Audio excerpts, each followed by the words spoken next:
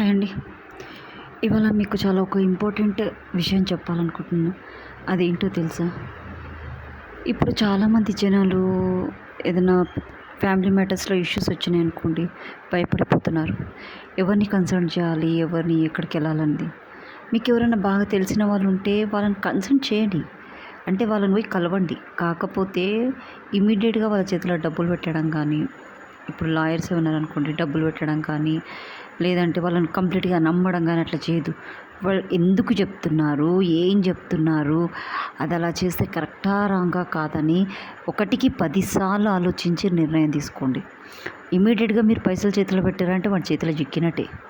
వాడు ఇక్కడంటాడు, అదంటాడు, వానికి కొట్లాడే కెపాసిటీ ఉంటదో, ఉండదో. కానీ కొంతమందికి ఉంటదండి లాయర్స్‌కి.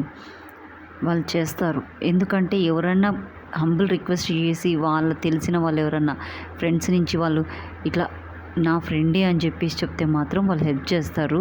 కాకపోతే మీరేం చేయాలంటే మీరు ఉన్న వాళ్ళలాగా బిల్డప్ ఇయ్యొద్దు. లాయర్స్ ముందల, ఏ లాయర్స్ ముందలైనా. ఎందుకంటే గుంజుతూనే ఉంటారు.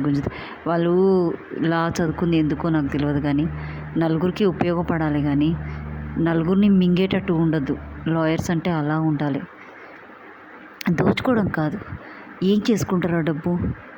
వాళ్ళ జీవితాలతో ఆడుకొని మీరు సంపాదించుకున్న డబ్బు మేడలు మేడలు కట్టుకుంటారేమో. చచ్చినప్పుడు మీరు ఎక్కడికి పోతారు? చివరికి బొందకే, ఆ మట్టి బొందలగడ్డకే పోతారు.